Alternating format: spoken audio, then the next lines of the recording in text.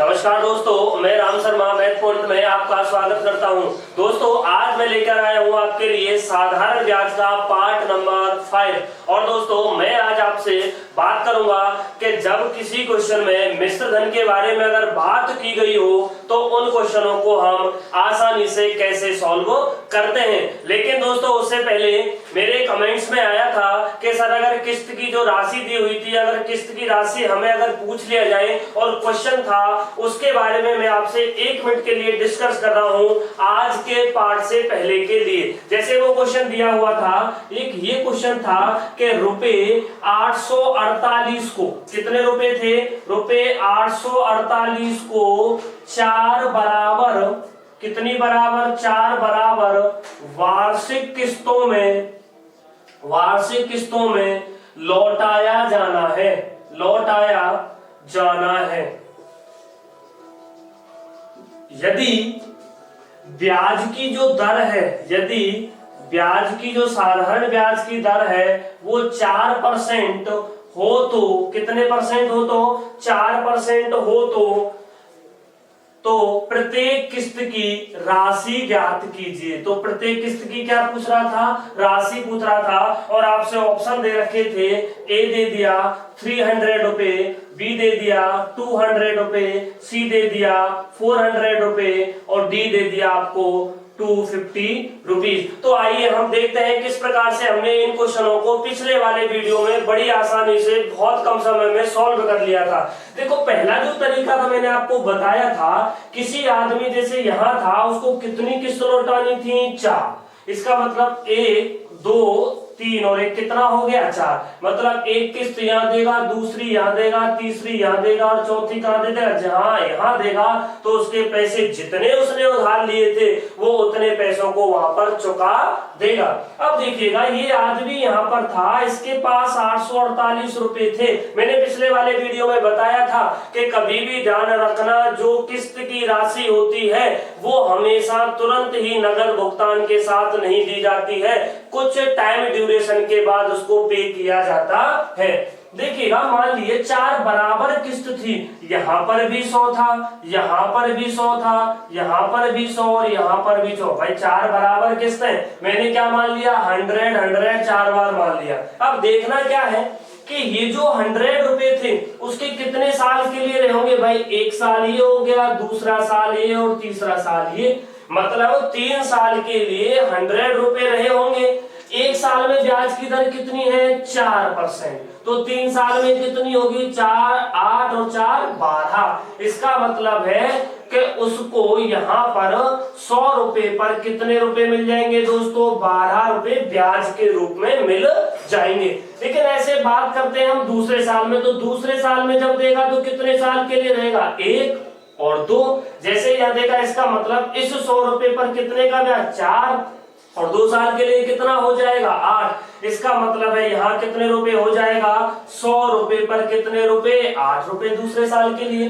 जैसे ही मैं तीसरे साल के लिए पहुंचा तो देखना मेरे पास कितना टाइम बचा? सिर्फ 1 साल, क्योंकि 3 के बाद क्या आ गया? 4। और 100 रुपए पर यहाँ 4 रुपए और दे देगा। इसका मतलब जब यहाँ आएगा तो इसका मतलब पूरी धनराशि वो चुका होगा। अब देखिए, कुल टोटल धनराशि उसने कितनी दी है? भाई 100 200 300 400 तो यहाँ दी थी, प्लस देखना दोस्तों ब्याज के रूप में कितने दिए हैं? 12 और 8 20 और 4 24। इसका मतलब यहां से लिख सकता हूं 424। उसने दिए कितने हैं? 848। 848 दिए हैं, एक की वैल्यू कितनी हो गई? 2। और मुझे तो कितने की वैल्यू निकालनी है? 100। तो मैं यहां से कह सकता हूं कि जो किस्त की राशि होगी वो कितने रुपए हो जाएगी? 200 रुपए किस्त की राशि हो जाएगी। आइए इसका एक अल्टरनेटिव तरीका और बताता हूं मैं आपको, इन क्वेश्चनों को हमें और भी आसानी से किस प्रकार से करना है। देखिएगा भैया, जैसे मान लीजिएगा कितनी किस्त है? 4 बराबर किस्त है। कितनी है? 4x मान लिया, ठीक है। हमेशा किस्त की जो राशि लौटाई जाती है वो एक मिश्र धन के रूप में लौटाई जाती है, प्लस किसी भी सवाल को करके देखें ना, ये भी बहुत बेटर और बेस्ट तरीका है किस्त के सवालों को करने का। अब देखिएगा, प्लस x था भाई ये क्या है, मूलधन है, और मूलधन के प्लस के ब्याज जोड़ दूंगा तो हमारे पास क्या निकल के आ जाएगा, मिश्र धन। ब्याज क्या होता है, मूलधन इनटू क्या होता है, दर। दर कितनी दे रखी है, 4 बटे क्या होता है, 100। अब देखना यहाँ पर हमें समय ज्ञात करना है। क्या ज्ञात करना है, समय।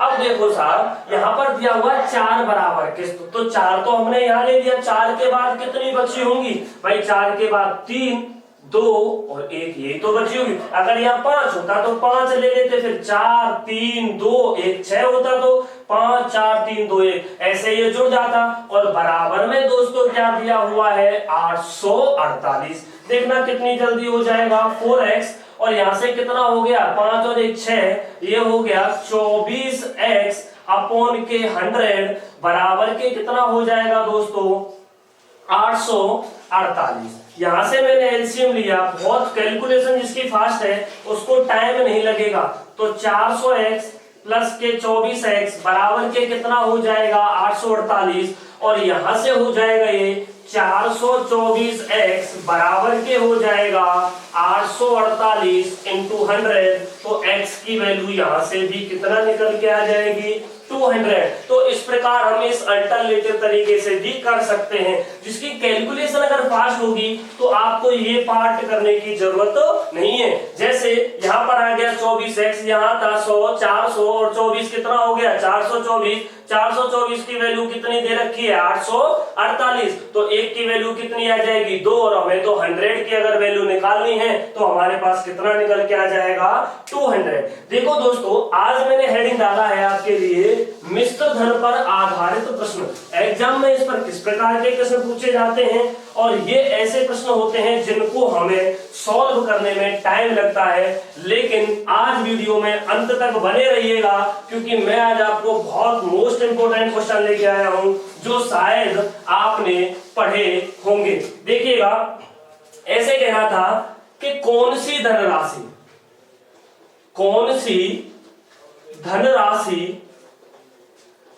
धनराशि ये क्वेश्चन वो है। इन क्वेश्चनों को हमें कैसे पढ़ना है, हमें ध्यान रखना है कि मिश्र धन होता क्या है। भाई मिश्र धन होता है दो चीजों का मेल, और दो चीज कौन कौन सी, मूलधन प्लस के क्या होता है, ब्याज। क्या होता है, ब्याज। अब देखिएगा, ये कह रहा था कौन सी धनराशि साधारण ब्याज से 5 वर्षों में, कितने वर्षों में दोस्तों, 5 वर्षों में, कितने वर्षों में, 5 वर्षों में 520, व 7 वर्षों में, कितने वर्षों में, 7 वर्षों में 568 रुपए हो जाती है। मूलधन ज्ञात कीजिए। जैसे मान लीजिएगा तुमसे कह दिया जाएगा, ए ऑप्शन दे दिया जाएगा 300, बी ऑप्शन दे दिया जाएगा 500, सी ऑप्शन दे दिया जाएगा 400 और ऑप्शन डी दे दिया जाएगा नन। तो इस प्रकार के क्वेश्चनों को हमें कैसे सॉल्व करना है, आज के बाद इस तरीकों को नहीं भूल पाओगे। जैसे देखो 7 वर्ष में, कितने वर्ष में, 7 वर्ष में कितना हो रहा था दोस्तों, 568 रुपए। 5 वर्ष में कितना हो रहा था दोस्तों, हमारा यहाँ पर हो रहा था कितना, 520 रुपए।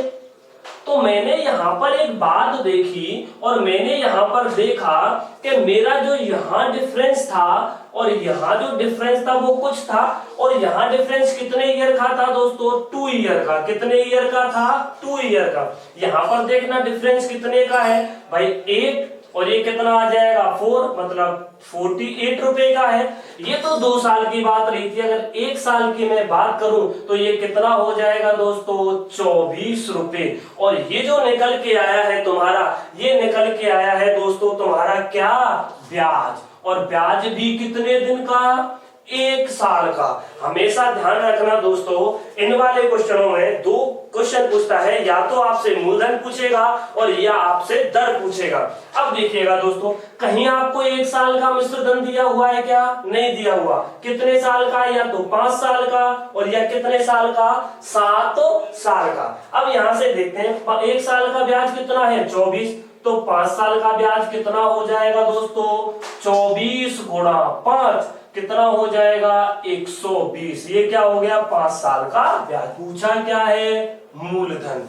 मूलधन होता क्या है, मिश्र धन माइनस के ब्याज, मिश्र धन कितना है 5 साल के लिए 520, ब्याज कितना है 120, तो तुम्हारा मूलधन क्या आएगा, वो होता है मिश्र धन माइनस के ब्याज, और मिश्र धन कितना है 520, ब्याज कितना आया 120, तो कितना आ जाएगा 400। तो मैं कह सकता हूं कि इससे हमारा आंसर आ जाएगा सी, और हम क्या टिक करके आ जाएंगे 400। कहीं दिमाग में ये चल रहा हो कि अगर सर हम 5 साल का नहीं हम 7 साल का ब्याज निकालते तो क्या हमारा आंसर गलत आता, जी नहीं, 7 साल का ब्याज कितना हो जाता 168, और 568 में से 168 जाते तो फिर भी कितना आ जाता मूलधन हमारा 400 रुपए। आइएगा, जैसे मान लीजिएगा तुमसे कह दे, ये मान लीजिएगा यही क्वेश्चन है 2 वर्षों में, ये भी काट दिया जाए यहां से, और ये कह दिया जाए तुमसे, मान लीजिएगा कह दिया जाए 2 वर्षों में, कितने वर्षों में 2 वर्षों में कितना हो जाता है 756, व 3.5 वर्षों में 873 रुपए हो जाता है। अब आपसे मूलधन भी पूछ ले, आपसे क्या पूछ ले, दर भी पूछ ले, और इस क्वेश्चन में आपसे पूछ लिया दर ज्ञात कीजिए। तो हमें क्या करना है, देखिएगा इधर तुमसे दिया हुआ है पहले वाले क्वेश्चन में जो दिया हुआ है, और तुमसे कह रहा है, जैसे मान लो ऑप्शन कुछ इस प्रकार होते, जैसे ये दे दिया जाता 600 और 13%, तुमसे दे दिया जाता 400 और 10%, तुमसे दे दिया जाता 500 और 12%, और तुमसे दे दिया जाता 400 और 10%, 400 और 15%। तो किस प्रकार करते, वही तरीका भाई, ये लिखा हुआ है 3 सही 1/2, इसका मतलब होता है 3 दूनी 6 और 1 7/2, ईयर में कितना हो रहा था तुम्हारा 873 रुपए। समझ में आ रहा है दोस्तों।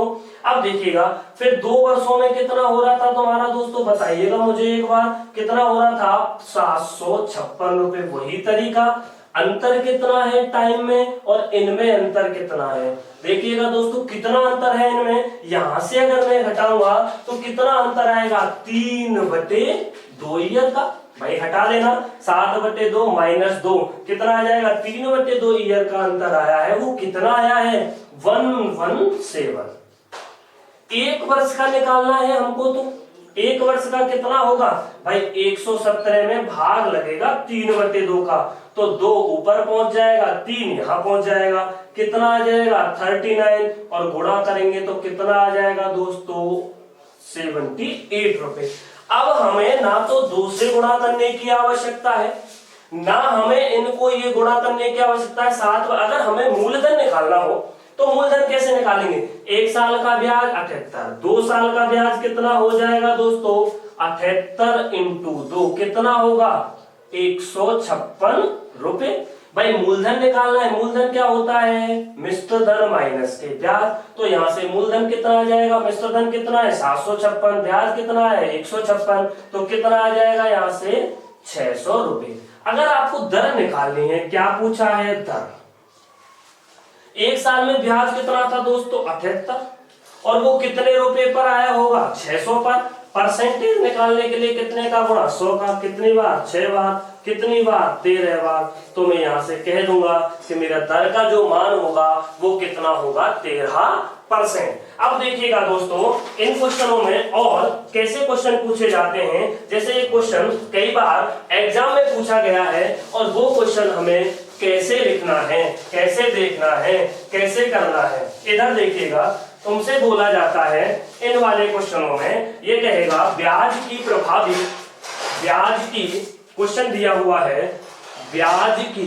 किसकी, ब्याज की प्रभावी, क्या ब्याज की प्रभावी वार्षिक दर, वार्षिक दर जो अर्धवार्षिक, जो अर्धवार्षिक आधार पर देय 6% वार्षिक की नामांकित दर से मेल खाती है, वार्षिक की नामांकित दर से मेल खाती है। तो क्या पूछ रहा है वो पूछ रहा है प्रभावी दर क्या होगी। मतलब हमने एक बात सोची, ये क्वेश्चन कई बार एग्जाम में पूछा गया है, लेकिन हमें ये पता नहीं होता वास्तविकता में ये क्या कह रहा था। देखिएगा आज के बाद ये कह रहा था आर कितनी दे रखी है 6%। अगर कोई भी अगर अर्धवार्षिक दिया हुआ है, इसका मतलब है दर का आधा, समय का दुगना। समय है क्या है साहब, वार्षिक है, अर्धवार्षिक हो जाएगा, 6 महीने में जुड़ जाएगा, तो दर कितना हो जाएगा दोस्तों, यहां से बोलो जल्दी 6/2, तो यहां से कितना निकल के आ जाएगा 3%। ये कैसा कि ये कह रहा कितनी बार दिया जाएगा, 2 बार दिया जाएगा। कितनी बार, 2 बार। मतलब ये है प्रभावी दर। क्या है प्रभावी, अगर हम दर निकालेंगे तो आपने एक फॉर्मूला पढ़ा होगा, अगर नहीं भी पढ़ा हो, a + b ± a × b upon क्या होता है 100। ये होता है सक्सेसिव केस में। ऐसा हम करते हैं जब कोई लगातार चीजें बढ़ रही होती हैं या घट रही होती हैं। अब देखिएगा पहला कितना है 3, x का भी मान, a का भी मान 3 है, b का भी मान 3 है, प्लस क्योंकि 2 बार था ना, a का भी मान 3, b का भी मान 3 अपॉन कितना हो गया 100। ये कितना आ जाएगा 6 9/100। तो ये कितना आ जाएगा दोस्तों 6.09%। ये क्या होता है दोस्तों परसेंट। तो इस प्रकार हम इस क्वेश्चन को भी कर सकते हैं। अब देखिएगा दोस्तों एक बहुत बढ़िया क्वेश्चन जो साधारण ब्याज में अक्सर करके पूछ लिए जाते हैं, उनको ही मोस्ट डिफिकल्ट क्वेश्चनों के नाम से भी कह दिया जाता है। लेकिन दोस्तों आज के बाद हमें उस क्वेश्चन को बहुत अच्छी तरीके से समझना है, बहुत गहराई से समझना है, क्योंकि वो क्वेश्चन मैं आपको बताने जा रहा हूं। और दोस्तों लाइक जरूर करते चलें ताकि मैं आपको और बढ़िया मोस्ट इंपोर्टेंट क्वेश्चन आपको बता सकूं। जैसे देखिएगा आज का वीडियो का जो लास्ट क्वेश्चन है वो आपसे बहुत कुछ सिखा के जाने वाला है आज, और वो कह रहा है आपसे, जैसे मान लीजिएगा कभी भी ध्यान रखना ऐसे क्वेश्चन पूछ लिए जाते हैं अक्सर कर एग्जाम में। और वो क्वेश्चन क्या है, जैसे मान लीजिएगा क्वेश्चन दिया हुआ है, बहुत सरल है, रुपए 7930 को 30 को कितने जीरो को 7930 को 3 भागों में, कितने भागों में 3 भागों में इस प्रकार उधार दिया गया कि साधारण ब्याज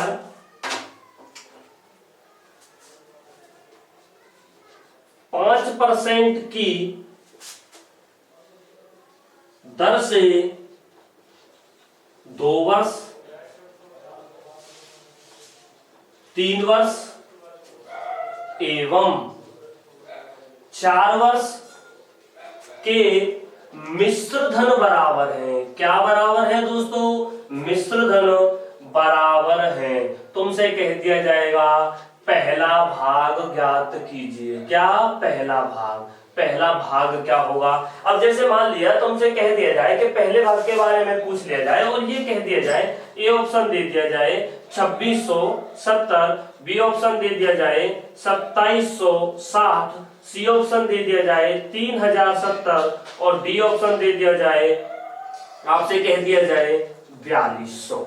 इनमें से कौन सा आंसर हो। बहुत गहराई से समझना है, बहुत अच्छी तरीके से समझना है। नहीं समझ में आएगा तो हम आपको बताएंगे कि इस तरीकों को आपने पहले कैसे करते थे, इन क्वेश्चनों को कैसे सॉल्व करते थे। लेकिन आज के बाद हमें इन क्वेश्चनों को बिल्कुल बेसिक से समझना है। आज के बाद ये क्वेश्चन गलत नहीं होना चाहिए। हमें ये तो पता है कि मिश्र धन जो है वो 2 चीजों का मिश्रण है। किसका, एक तो मूलधन का और एक किसका, ब्याज का। इन दोनों को जोड़ दिया जाता है और कह दिया जाता है ये क्या दिया हुआ है, मिश्र धन। मान लीजिएगा जब इसने राशि दी होगी 3 भागों में विभाजित किया, 3 भाग मान लिए मैंने, ए बी और सी है, कोई दिक्कत नहीं है।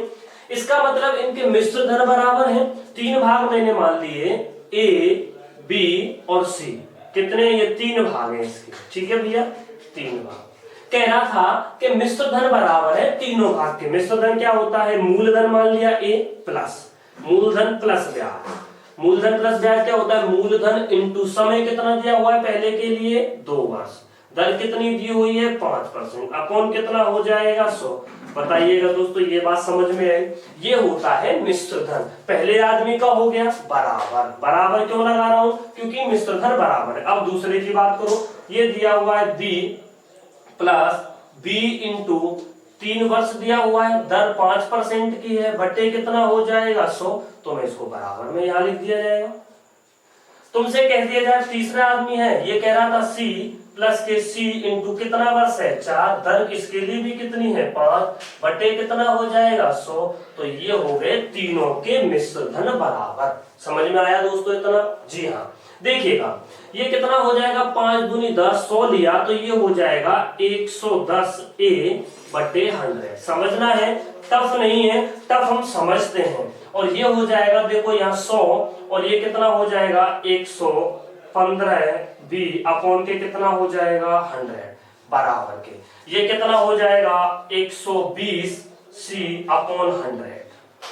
कैसे किया, 100 का गुणा सी में किया प्लस 100 सी प्लस के 20 और 100 सी और 20 120 सी। अब देखिएगा 100 सब में है कट गया, 5 से काटना कितनी बार कट जाएगा, 5 दूनी 10, 5 दूनी 10, 5 दूनी 10, 5 तिया 15, 5 दूनी 10 और 5 चौका 20। मतलब यहां से मैं कह सकता हूं 20 बराबर के 22 ए बराबर के दिया हुआ है 23 बी बराबर के दिया हुआ है 24 सी।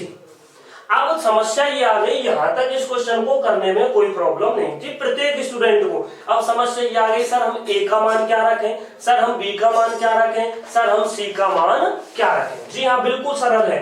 देखिएगा इधर दोस्तों, अगर ए का मान निकालना है, बी का मान निकालना है सेपरेट, जब ये सब संख्याएं आपस में बराबर दे रखी हो। देखो किसका मान निकालना है, ए का, ए को दबा लीजिएगा। जो संख्या इनके कॉमन में दी हुई है, जैसे बी के 23, सी के कितना दिया हुआ है 24, गुणा कर दो, ये हो जाएगा 23 इंटू 24। किसका मान आ गया, ए का। बी का निकालना है, बी को दबा लो भाई, ए का कितना है 22 इंटू कितना हो जाएगा दोस्तों भाई, यहां से कितना हो जाएगा 24। सी का निकालना है, इसको दबा लो, ये कितना हो जाएगा 22 इंटू 23। अब देखो काट सकते हैं, अनुपात में है। देखो यहाँ से 2 से कितनी बार 12 बार, 2 से कितनी बार 12 बार, 2 से कितनी बार 11 बार कट गया। और मैं यहाँ से देखता हूँ, इनका गुणा करता हूँ, ये हो जाएगा 276, ये हो जाएगा 264 और ये हो जाएगा 253। क्या पूछ रहा था, ए का मान कितना आ गया 276, बी का मान कितना आ गया 264, सी का मान कितना आ गया, और सवाल भी हो गया। पहला भाग पूछा था, पहला भाग कौन सा है 276 वाला है, 276 का है। किसका भाग पूछा है, ए का भाग। इसी प्रकार से करने हैं हमें क्वेश्चन ये वाले। 276 कितने 276 अपॉन, देखिएगा दोस्तों अनुपातों का योग कितना हो रहा है दोस्तों 793, और कितने में से पूछा है 7930। कितनी बार कट गया 10 बार। तो यहां से मैं कह सकता हूं कि टोटल जो ए को रुपए मिले होंगे वो कितना मिला होगा 2760। इसका मतलब है 7930 में से ए का भाग कितना हो गया 2760। तो जरूर दोस्तों इस क्वेश्चन को आप बार बार करके देखें, रिपीटेशन में करके देखें, तो ये क्वेश्चन आसानी से आप सॉल्व कर सकते हैं एग्जाम में। ये तरीका है ए, बी और सी के निकालने का, ये मैंने आपको बेहतर तरीके से समझाने का प्रयास किया। दोस्तों अगर ये वीडियो आपको अच्छी लगी हो, लाइक करें, शेयर करें, कमेंट करें और इसे सब्सक्राइब करना ना भूलें। धन्यवाद।